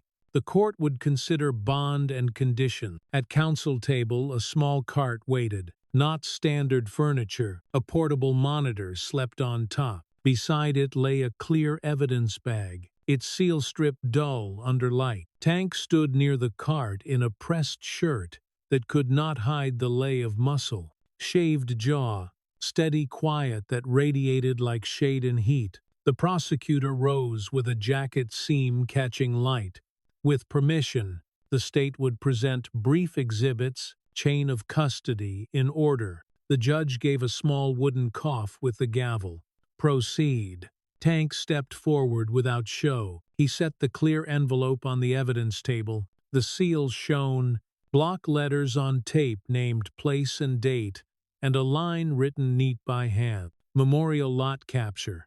A clerk approached, examined the seal, initialed the edge, and snipped it with a practiced flick. Inside lay a red-sleeved thumb drive. Tank did not touch the device. He pointed. The clerk lifted it with gloves and fed it into the port beneath the monitor. The screen woke into courthouse gray, then opened on hard noon. The memorial building's camera watched the lot from a high corner.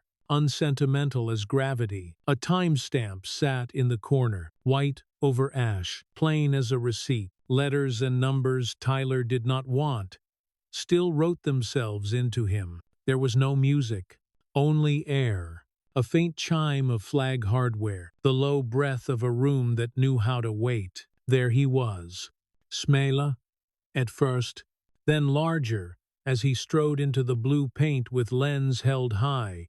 He watched his own grin appear on the screen without filter, without bed track, without the spark he had learned to fake. The grin looked bright and lonely at once. Without bed track, it looked like a mask someone failed to secure, skin on skin, a dry pop that bounced once off stone. The room did not move. On the screen, his hand crossed the old man's face like an ugly signature. The hearing aid arc, pale curve, flipping end over end, then hit fence and ground. Clink, clink, skitter. Not a sound effect, a small crime making its mark on metal. Tyler watched his past self lean toward the noise, harvesting it for later. His stomach turned. The video kept faith with truth. No cut, no whip zoom. His reflection bloomed in the memorial glass, head tipped to admire himself. Above that reflection, faint eagle crests and a square of printed notice lined the window. The timestamp ticked forward. Second, by steady. Second, indifferent to opinion, behind the glass. Shadows pulled together until they were people. The door opened. Boots came out in rhythm, measured and patient and sure. Tank's voice crossed the heat with calm iron. Delete the video. A second angle cut in, not an edit. Another witness perspective, showing the gimbal fall and spin, spider webs of white blooming across glass like frost that would not melt. The prosecutor did not narrate. The machine spoke for him. When the clip ended, the clerk tapped a key and held a still frame in the light. The hearing aid, lying in grit by the fence. A small curved instrument waiting for care. The image sat on the monitor like a held breath. Next came the paper that survives every delete. The clerk produced a wider envelope, chain stamps lining the back, dates marching in a neat row. Inside lay printed metadata for a live broadcast by a handle that once felt like armor. Type in precise black named start time, device model, cell sector, the drift of a signal from lot to tower. The prosecutor read dry facts without triumph. The record mirrors the upload. Time matches the posted apology window. Chain maintained by officers and witnesses, as labeled. Tyler felt the words like handcuffs, settling with a careful double click. He had worshipped devices. Their memory had become a curse. He could delete a clip. He could not delete its fingerprint. His defender rose to ask that the apology be entered. Permission granted. A third envelope opened. A transcript lay inside. Thema stamped. Plain font. Line breaks put in by a person who did not care for style. I am sorry. Pain is not a toy. Respect is not a caption. The judge read a slice in silence, then set the paper flat. The entry was noted, not rewarded. Not ignored, noted. The word landed with the weight of a stamp. Walter stood, noted. Shoes shined enough. Hearing aid seated with its green dot, winking under fluorescent wash. The judge nodded him forward. He did not perform. He reported. He swore. And he told the room what happened. A request to move from a space he was entitled to use. A refusal. A slap. The hearing aid thrown. Words meant to make a human small. Boots arriving. A command. A deletion. An apology. The return of sound to an ear that had earned better. No adjectives. Verbs and nouns that knew their work. Then Walter said the name that had carved itself into the bone beneath Tyler's shirt. My friend, Corporal Tyler Patterson. Threw his body on a grenade so we could keep living. I try each day to live good for both of us. He found Tyler's gaze. Without leaning on it, you share his first name, he said. It is time to share the work. Tyler felt the sentence land like the weight of a folded flag in his arm, heavier than his strength could hold, yet shaped to be carried by hands if they learned how. Air moved through the room again. The judge tapped a pen once on wood. The sound was the small, exact noise of a stapler finding the last edge. Bond set in numbers, spoken flat. Conditions named. No contact outside counsel. Compliance with orders. Temporary limits on digital privileges. Pending review. A date for next steps. Not a spectacle. A schedule. The judge let fall one more line. Soft and absolute. This is not a show. This is a record. Chain closed in tidy motions. The clerk returned the drive to its bag and sealed tape with a new label. Today's ink drying into paper. The monitor fell back to a system menu and then to black. Tank stepped aside with hands loosely clasped, the posture of a man content to be unnecessary. Now that the right hands held the file, Snake sat 2 rows back, with his attention folded like a ledger, present without noise.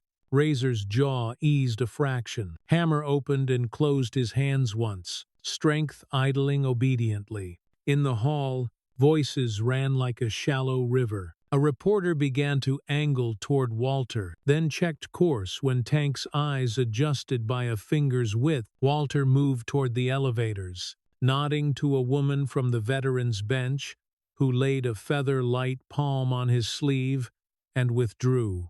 Tyler watched the tiny touch and felt it anyway.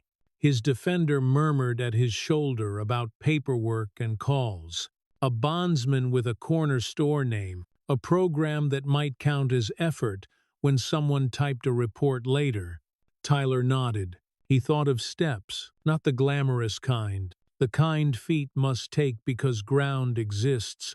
They led him to a side room with a printer dozing green in the corner. On the table waited forms and a receipt stamp that had already bled purple into paper. Received today. The circle declared in officious letters. The date spelled out like a chalk line. Even paper knew how to carry chain. He signed. Pen scratches sounded like a broom on tile. The clerk squared the stack with 2 taps against the wood and slid it into a folder with his name. The drawer's soft close felt like a sentence ending in a period that did not need friends. Back in the main hall, the veterans flowed toward doors, a tide that would eventually find coffee. Walter paused within them, balancing the weight of attention, the way a man balances a full cup. Tank stayed a step back, keeping a pocket of air around him that no one breached without his nod. Snake spoke a brief phrase to Razor, who went ahead toward the curb. Hammer waited with empty hands, as if emptiness were a tool you had to learn.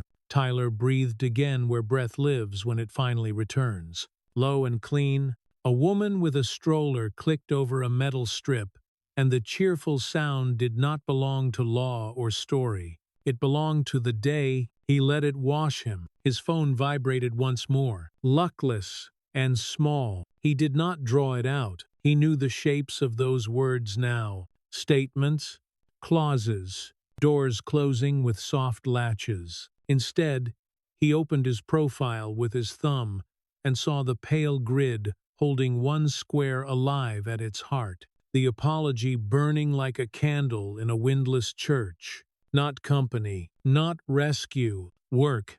Heat meant to burn what still needed burning. Walter, balancing the weight of attention, the way a man balances a full cup. Not rescue, as if refusing to be solemn forever. He did not offer a hand or fold his arms. He shared air and gave a sentence built like a tool. You have more to do. Not rescue, Tyler said. They felt like ground he could step onto without the floor giving way. He shared air and gave a sentence built like a tool. Not rescue, Walter said. They take longer. They last. He nodded once, almost to himself, and walked toward the doors. He nodded once. Not rescue. Tank passed Tyler without stopping. Hands would be needed, and walked toward the doors. Not rescue, not speeches. Consequences first. Choices close after when you let them. Forgiveness belonged to yesterday's heat. Today was ink and stamps and steps. Tyler slid the phone back into his pocket. Duty made it heavy. A child dropped a coin in the vestibule, and it rang high on tile and spun and laid itself down with a neat sigh. Tyler slid the phone back into his pocket. Outside, the air draped warmth over stone. A delivery truck hissed at the curb and shouldered into traffic. A child dropped a coin in the vestibule, and it rang high on tile and spun and laid itself down with a neat sigh. Outside, mast down. No one eager to haul cable for a story. This plane, the veterans turned toward the sidewalk. Mast down. Outside, beyond the glass, the veterans turned toward the sidewalk. The veterans turned toward the sidewalk. Outside, angle for repentance. Sell remorse to the lens. He did not. He simply walked. No search for glass. No crafted posture. No hurry. Gravity took his shoes to the next step, because that is what gravity does. For the first time in years, he moved through a door without staging it. He was not popular. He was not a villain. He was a man without a script. And the day, indifferent and wide, made room. Morning arrived, the color of aluminum, pale and clean, a light that made even dust look honest. Tyler followed street numbers in his head and found the shop by scent before the sign came into view. Oil and cut metal and old coffee braided in the air, the smell of a place that fixes what can be fixed and lets go of what cannot. The roll-up door sat half-raised. Inside, two bikes rested on lifts like sleeping animals. A bench ran the wall, pegboard above it dotted with wrenches and sockets in a neat grid. Order hammered into steel and teeth. Tank waited near the time clock. Sleeves rolled, forearms written with the quiet grammar of labor. Snake sat at a dented desk with a ledger. Not a laptop. Columns ruled, and stamps lined like soldiers. Razor sorted bolts by size. Hammer pushed a broom in slow arcs that made dust obey. Forearms written with the quiet grammar of labor. Columns ruled, and stamps lined like soldiers. The empty chair near the door kept his place without fuss. Tyler stepped across the line where sunlight broke on concrete and felt the room weigh him. It did not feel like judgment. It felt like a shop deciding whether a part could be saved. Tank looked up and spoke as if naming weather. You are on time. It felt like a shop deciding whether a part could be saved. Tank looked up and spoke as if naming weather. It did not feel like judgment. Sign in. Date. Date. His tone left no room for flourish. A purple stamp waited on a pad like a small heart ready to thump. Tyler took the pen. The paper dragged smooth under his hand. The drag of paper handled by clean fingers. Tyler took the pen. Snake checked the day and pressed the stamp below the line. The soft thud felt like a small crossing, a gate taken without drama. The drag of paper handled by clean fingers. Tyler pulled it on. Lemon cleaner and metal filings lived in the cloth. 2 cents that had never shared a sentence in his old life. A gate taken without drama. You start there. No sneer, no smile. 2 cents that had never shared a sentence in his old life. You start there. Grit rasped. The sound climbed his arms and into his chest, an itch on bone he did not expect to like. Lines of dust gathered. Centuries of gray work coaxed into little hills. An itch on bone he did not expect to like. Tyler tipped, watched the pile fold and settle. The work made no speech and required none. The quiet in the shop held like a glove. Snake walked him to the sink. A metal sign above it stamped with rule. Gloves when needed.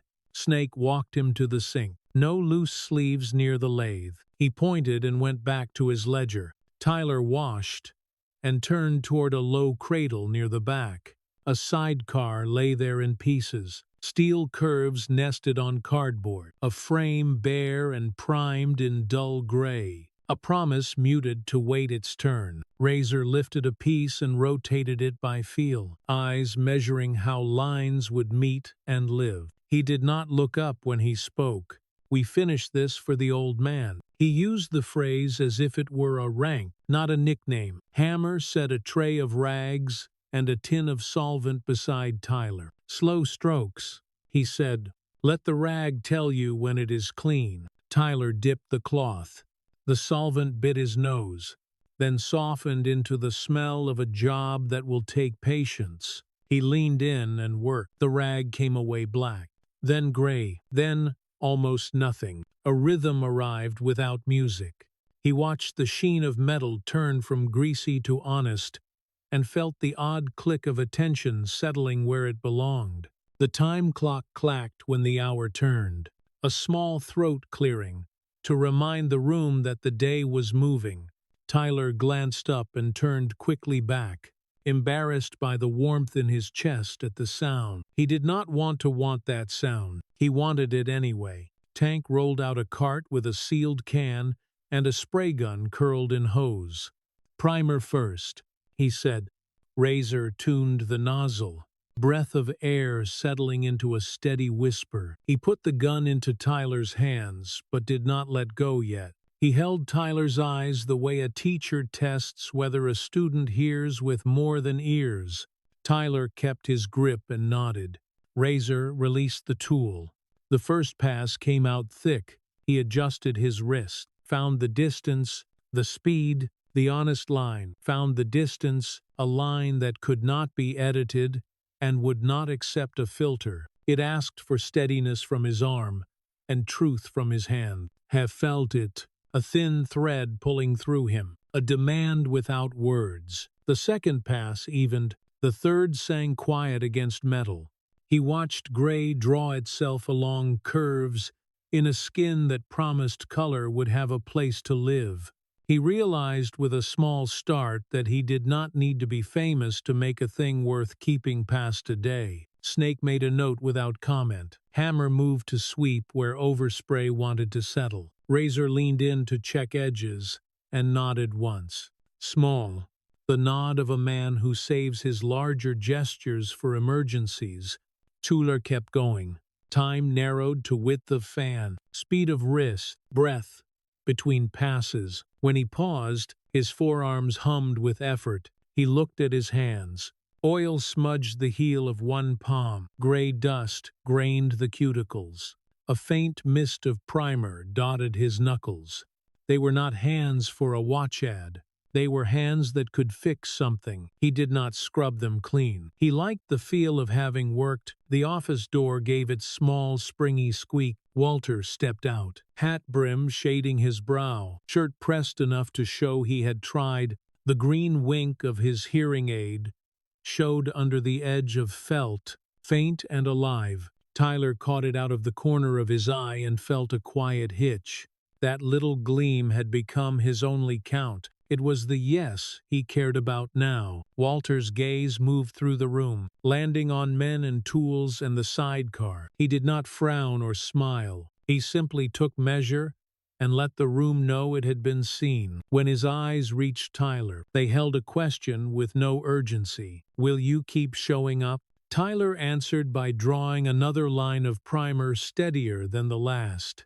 Razor tossed a handful of bolts into Tyler's palm. "Group them, heads one way, threads one way, lengths in neat lines." Tyler started in a rush and made the smallest mistake. Two cousins near enough to pass, as twins stacked wrong at an end. Razor reached over, picked up the bolt, turned it under the light, and pointed at the smallest shoulder, a sliver that separated two near things. If you do not care for the smallest measure, you will never repair the largest thing, he said, not a scold, a rule. Tyler set his jaw, felt the lesson seat in the same place that had once swollen with pride after a viral count, and began again slower. The line of bolts grew true. Near midday, Snake brought a cloth sack with a sandwich, an apple, a bottle of water without a label. The bread tasted the way bread does, when someone packs a lunch for use, not for show. The apple was cold, the bite nearly sweet enough to sting. Walter ate at the bench's far end, posture neat, chewing with the patience of a man who had learned to love plain food and the quiet that comes with it. You are learning to keep your hands still while your heart moves, Walter said without looking up. The sentence opened a door inside Tyler that had not been there when he woke. It was not praise for skill, it was praise for will. He closed his fist once, and felt the weight of a promise that had not yet found words. The afternoon belonged to primer and paper, to scuff and wipe, to tiny circles of motion that asked for more steadiness than swagger. The clock clacked again. Snake set a small stack of folded flyers on the bench, a plain crest in a corner, an unadorned title. Snake set a small stack of folded flyers on the bench. Honor Initiative, Tank said. The hall on the edge of town, bleach and hope. We speak to kids. No flourish. The task sat down among them like another tool. They loaded the truck. The community center wore cinder block, and summer like the shop did. The task sat down among them like another tool. The hall smelled like cleanser and crayons and coffee made on a machine older than anyone who used it. Folding chairs waited in rows, paint scarred by years of use. A clock over the door ticked half a beat behind the shop's clock, and nobody seemed to mind. Tank stood at the front with his thumbs hooked in his belt. He introduced Walter, and let the room settle around the old man's quiet. Walter did not tell glory. He told mud and weight and breath held too long, and the way a day can be carried because another man once carried more. He ended with a sentence that landed like a nail set into wood with two careful taps. Small things last. Slow work sticks. Tank cut his chin toward Tyler. The room did not shift. It waited. Tyler walked up. No lens, no cut, heat of bodies, and the faint sugar of someone's pocket candy. He placed his hands on the back of a chair and felt tacky paint cooled by air. He spoke plain. My name is Tyler. I hurt people for laughs. I called it content. It was cruelty. I will not ask you to like me. I am not here to tell a story that ends today. I am here to say this. Pain will not make you famous in a way that helps you sleep. Respect is not a caption. It is how you stand next to someone when no one is watching. He stopped there and let the quiet stand. A boy asked whether he was sorry because he was caught or because he was wrong. The question hit clean. Both, Tyler said. Getting caught taught me how wrong feel. I am trying to be sorry before the sirens. The boy looked down and nodded once. A small permission that mattered more than claps. Snake's stamp thumped soft, as a few names found the sign-in sheet for a weekend shop day. Hammer showed a kid how to lace a short length of chain so it would not bind. Razor explained a torque pattern with a pencil on a napkin. Tank stood beside Walter like a man who has finished a watch and stays anyway. The room thinned into evening. Back at the shop, the primer had cured to a skin you could trust. Tyler ran a fingertip along an edge and felt only smooth. Pride did not fit yet. Permission to return did. He hung the spray gun on its hook and wiped it clean. Careful at the nozzle, cautious with the cup. Snake slid the ledger across. Sign out. Same hand. Some stamp. Tyler wrote his name again. A little steadier. and watched the purple circle land. The tiny sound meant more now than it had that morning. Walter paused at the door with his hat in his hands. He looked at the frame, then at Tyler, then back at the frame. The nod he gave would not have shown on camera. It showed in the room. Tyler felt it take a place inside him like a small weight that keeps a paper from blowing away. Tank locked the door. The lot breathed heat in slow waves. Somewhere a train called once and did not insist on an answer. Tyler untied his apron and shook dust into the bin. Gray lined the creases of his palms, and a crescent of primer clung at the base of his thumb and would not wash away with one pass.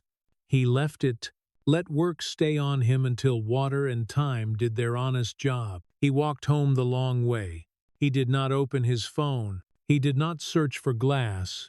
He counted not views and not step, only breaths, each one an even thread. The day ticking just a little slow, in a way that made it truer. Only breaths. Walter seated in it under noon, the small green light winking in sun. A single count that mattered. The day ticking just a little slow, in a way that made it truer. Stopping where enough lives, he walked inside that thought, until the sky darkened into a color that belongs to work well started, not work done. Dawn slipped in as soft pewter, a color that made noise feel like a choice. Tyler reached the shop before the clock learned its first word. The lot breathed out a damp mineral chill, and the chain on the roll-up door muttered along its track a small, honest complaint. Inside, order waited like a laid-out sentence. The sidecar frame sat on its cradle. Primer dulled to the trustworthy skin he and Razor had earned yesterday. Paper blocks and tack cloths stood in neat squares. The lot breathed out a damp mineral chill, and the chain on the roll-up door muttered along its track, primer dulled to the trustworthy skin he and Razor had earned yesterday. Tank was already there with a plain mug that said nothing and left no ring on wood. He said, not as greeting but as a key turned in a lock. Snake came out of the office with the ledger tucked under his arm, glasses low, the look of a man who trusts paper to hold the day. Razor bled air from the compressor until the motor settled into the tone it keeps when it will not fail you. Hammer flicked a drop cloth with 2 quick snaps and leaned the broom to the wall. Sign in, Snake said, not unkind. Chula dil. Ink carried weight now, not dread, something like density. As if the pen had learned purpose, the stamp landed with a soft thud that loosened the ribs. He tied on the apron. Lemon cleaner and metal filings lifted out of the cloth. A new perfume for a life he wanted. He set his palm to paper and began the small patient marriage of curve and hand. Wet sanding asked for a pressure cameras. Never taught, he kept the shoulder loose, the wrist honest. Water turned gray and beaded where the work was not finished. He circled back until the beads lay down into smooth. The tack cloth persuaded dust rather than fought it. Razor checked the surface with his palm and closed his eyes as if listening through skin. Good, he said, the kind of word you tuck into a pocket and carry for a while. Hammer wheeled over a cabinet of shallow trays that slid like well-tuned drawers, washers nested in paper, spacers in their own bed, brackets stamped with quiet numbers.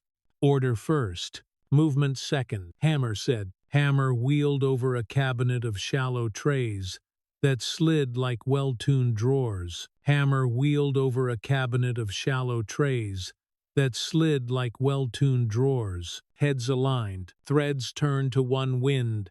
Mid-morning, Walter arrived with the small squeak of the office door and a steady gait that did not apologize for age. The green wink under his ear found him in the shop light. Tyler felt something answer in his chest that numbers had never touched. Walter rested his palm lightly on the rim of the cradle as a man might touch the neck of a good horse. He said nothing. The silence did the work. Color lived in a sealed can. Razor levered the lid and stirred until paint folded into itself without a seam. The shade was not loud. It was the color of respect when respect decides to shine. Tank steadied the gun while Tyler strained paint through mesh into the cup, not chunks. No hurry. The hose curled at his feet like a sleeping river. One light pass, Razor said, then let chemistry speak. Tyler set his feet, breathed the way Razor had shown him, checked his elbow, and drew the first pass across the arc. The fan laid color like breath on glass, not a trick, not a stunt, pigment finding place. He overlapped by a hair on the second pass and kept the wrist speed true. Air smelled faintly sweet with paint and hummed with the low animal of the compressor. Somewhere inside his chest, an old muscle that had chased applause got up to watch and then sat back down and stayed quiet. He hung the gun and did not stare while the coat found itself. He used the weight to lay out hardware and check torque marks Tank had written in tidy block on an index card. Razor touched a knuckle to the skin and shook his head. Let it be. Snake's stamp thumped the ledger as the hour turned, leaving a small purple circle, and the sense that time had been respected. The coat flashed ready. Tyler broke the shine with a pad soft as riverstone and laid a second pass. The color deepened until it held light instead of throwing it back. He turned his palms up.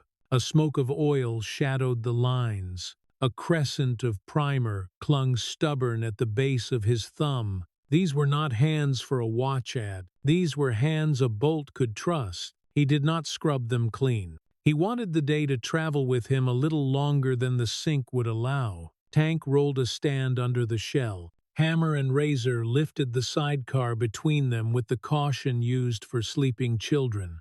Tyler took the tail and matched his breath to the slow sway. Locks clicked into place with that particular tone that says, a thing meant to hold weight will do just that. Hammer ran a finger along a seam and said tight. It landed like a gate opening. Lunch arrived from a cloth sack. Bread made for use. Meat cut to be fuel. Walter sat near the door where a square of sun found him, and ate with the quiet patience of a man who still knows hunger. After a while he said, you are keeping your hands still while your heart moves. He did not look up. The line opened the same small door it had opened yesterday, and left it propped wider. Tyler curled his fingers once, and felt the weight of a promise that did not want cameras anywhere near it. Afternoon belonged to fit. Razor's gauge looked like a toy and carried exactness in its bones. He set it against the bike frame and turned a quarter here and a whisper there. See that line? He said. If it argues, do not force it until it stops. Learn what it wants. Meet it halfway. Tyler thought of all the times he had tightened past truth because he liked the sound. He turned the wrench a quarter and felt the thread say, thank you in the way metal says it. He set it against the bike frame and turned a quarter here and a whisper there. He did not scold. He lifted one, tapped its head with a nail, and held it next to its twin. Tyler thought of all the times he had tightened past truth because he liked the sound. Snake walked by and found two wrong cousins at the end of a bolt row. That is what eyes miss. Tyler listened again and caught it. A higher ring barely there. He nodded. Thank you, he said, and meant it with weight. Tyler thought of all the times he had tightened past truth because he liked the sound. He said, thank you. Hammer and Tyler dragged drop cloths to the door line and eased the roll up down to a shoulder-height slot that let air pass and kept weather out. Razor checked for runs and found none. Tank looked at the sky, then at the bike, and made a decision that did not require a speech. We fit it now, he said. Rain is clean enough. They rolled the bike to the door and a little beyond. The asphalt wore a thin glass of water, and the air cooled the heat out of breath. Hammer and Razor brought the sidecar in a slow waltz. Tyler held the front bracket and learned in his bones how to be steady when a thing precious is between places.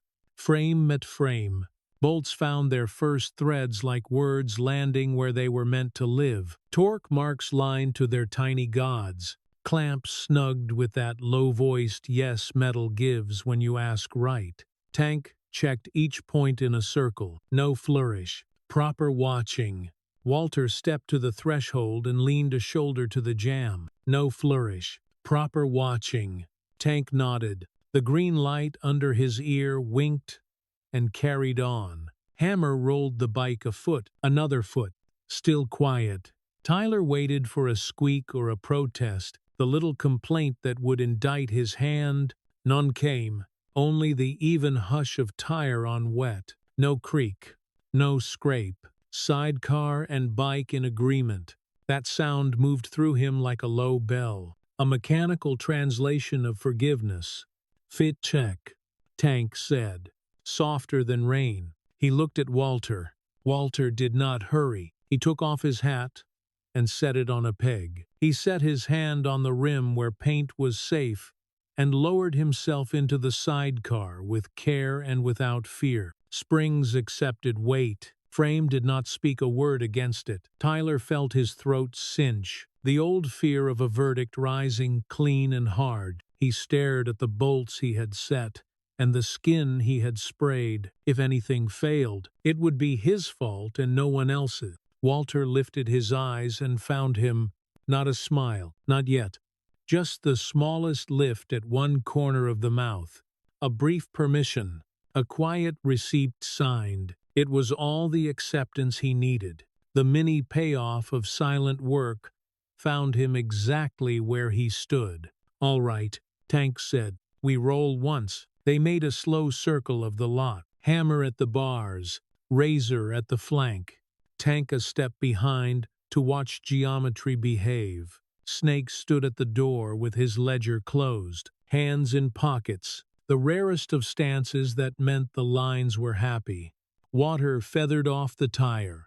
The car rode level. Walter sat with a soldier's upright humor and let the motion be what it was. Tyler walked with one palm open near the rim, not touching, ready in the way readiness is supposed to be, without noise. Rain thinned. A square of pale sun pressed through cloud and laid itself on the far curb. They ended their circle at the threshold. No one clapped. Walter touched the rim with 2 fingers the way a man touches a name on a wall and said, "That is something." The sentence might as well have been ribbon and metal if metals cared for quiet rooms. They brought the machine in and dried it with clean rags. Tyler chased a single bead into cloth before it could leave a mark, and felt a ridiculous happiness bloom because small things now had weight. Hammer said tight again, but softer. They brought the machine in and dried it with clean rags. Pride warmed but did not swell. It held shape. Snake sat at the desk and wrote in the ledger without checking a single bolt. He recorded time and the event. Sidecar fitted. As if reliability had gained a point to spend later. Tyler saw it and understood. Suspicion had edged back a fraction. He had earned a small line of trust, and it was inked. Snake sat at the desk and wrote in the ledger without checking a single bolt. Gun broken down and wiped until it felt like a secret kept well. Tyler saw it and understood. The last hour belonged to cleaning. The floor took a broom and gave back the smell of rain as if weather had visited inside too. Rags sorted into still usable and no longer honest. He wanted to carry the work into the street. Sign out, Snake said, and slid the book across. Tyler washed his hands, but let the crescent of primer at his thumb stay. The stamp found the corner like a steady heartbeat. At the door, Walter paused with his hat and looked from the sidecar to Tyler and back. The nod he gave was so small a camera would have missed it. It did not miss in the room. Tyler wrote his name as if he had earned the right to put it there. Tank dropped the door. The sound felt right in bone. The lot steamed softly under a washed sky. Razor shouldered a toolbox. It seated in Tyler like a little weight that keeps a promise from blowing away. Snake tucked the ledger under his arm like a sleeping child. Tyler took the long way home. He did not look for glass. Hammer clapped the jam once and left a palm print a little darker than the wood. Not steps. An even thread pulled through the body until evening laid its hand on him. He counted breaths, seams sealed. He pictured the sidecar finished with color and leather. Not steps, seams sealed, bolts marked. He pictured bringing those parcels with a quiet hand and a good wrench in the other. Bolts marked, the kind no camera needs. He walked inside that picture until the first street lamp hummed awake and the day gave him back to night. At its heart, this story reminds us that redemption is not a single moment of apology. He walked inside that picture until the first street lamp hummed awake and the day gave him back to night. He pictured the tub filled not with shine but with parcels of food for men who sleep under bridges and women who do without before their children do. The only content he wanted now, the struggle to see beyond our own reflection, to recognize the damage done, and to find worth not in being seen, but in being of service. Tyler's journey from arrogance to humility mirrors something deeply human. They taught him through stillness, repetition, to recognize the damage done. Bolt tightened. Each coat of paint laid down became a prayer for patience, a reminder that respect is not given, it's earned one steady act at a time. In a world obsessed with noise, performance, and validation, this story calls us back to the value of silence and substance. It reminds us that true freedom is not the absence of consequences, but the courage to face them with open eyes. What goes around comes around, as the saying goes, but so does grace when we choose to give it. To older generations, this message feels especially resonant. It's never too late to unlearn pride, to mend what's been frayed, or to teach someone younger that doing the right thing rarely comes with applause, but it always builds peace. If this story moved you, share your thoughts below. Have you ever found yourself rebuilding trust or yourself after a mistake? I'd love to hear your reflections. Don't forget to like, share, and subscribe so you won't miss the next story that stirs both heart and mind. Until then, may your days be steady, your hands sure, and your heart light. Peace follows those who work quietly, and redemption, like dawn, always returns for those who wait.